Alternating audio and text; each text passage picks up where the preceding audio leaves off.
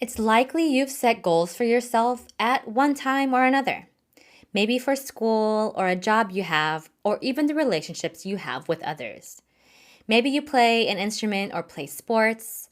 If so, you've probably set goals to improve or achieve a milestone. If you haven't, maybe a teacher or a coach or your parents may have set goals for you. Goals are an important component to overcoming difficulties, to achieving our dreams, both big and small, and planning for our futures. But some goals are better than others. So, how can we establish goals that best set us up for success? One proven method to effectively set goals is known as the SMART approach. Let's break that down. The idea behind this approach is that every goal you set should include 5 key elements. To be effective, a goal should be specific, measurable, attainable, relevant, and time-based. Starting to see where SMART comes from? Not only is this approach smart, the process itself spells smart. So, what do each of these elements include exactly? To be specific means to be singular, straightforward, and not subject to interpretation. You want there to be no question about what you want to achieve, what your goal is. This helps you focus your efforts on a singular task and avoid the distractions that often come with having multiple responsibilities. To be measurable means to be objective, to have a clear endpoint for which you can determine the attainment of your goal. Is there a number you can assign to your goal that will indicate you have done it? That you can now say, mission accomplished.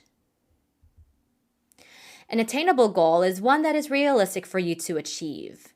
Setting unattainable goals sets you up for falling short, not for success. If your goals are not attainable and you find yourself not reaching goals you set for yourself, you may lose confidence in yourself as well as the goal-setting process. A relevant goal is one that relates to you, your situation, and your overall hopes and dreams.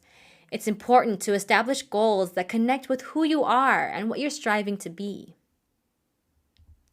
To be time-based means to set a time limit for when you should realistically achieve your goal.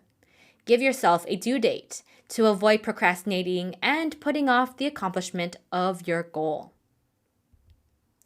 So now that we understand where SMART goals come from, let's run through an example. Remember that it's not enough to say that you have a goal. You have to make a plan to attain it. We are more likely to achieve our goals if we make them SMART. Let's say you have a goal to buy a new smartphone. Okay, but what will it take to get one? Why do you need it in your life? When do you need it by? First, let's be more specific by explaining further what your goal really is. A more specific statement could be, save enough money to buy a smartphone that I need for school and work. That's a good start, but you'll still need to apply the MART parts. To establish a measure by which you gauge the completion of your goal, you can assess how much money you need to buy your chosen smartphone. For this example, let's establish the objective measure of $500. Next, let's consider how attainable it really is to buy a new $500 smartphone. Perhaps you have a job that pays a certain amount that not only covers expenses you have, but also leaves a bit of room for some saving. In other words, you have the means to buy the smartphone, at least eventually. Okay, we are nearly through all the components of a SMART goal. What about relevance?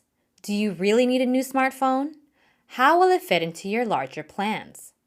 Let's say that a new $500 smartphone will help you complete school assignments more effectively, or maybe it will open up new career advancing opportunities at work. Finally, let's make that goal time-based. This one's pretty straightforward. How long will it take you to realistically make that $500 needed for the new smartphone? Is 6 weeks sufficient time to build up enough savings that will allow you to afford the smartphone without also breaking the bank? Maybe less time is needed, maybe more. The point is to be clear and provide a hard target date.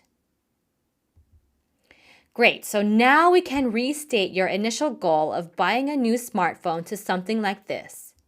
Within 6 weeks from now, I will earn $500 by working at my job to buy the smartphone I need for school and work.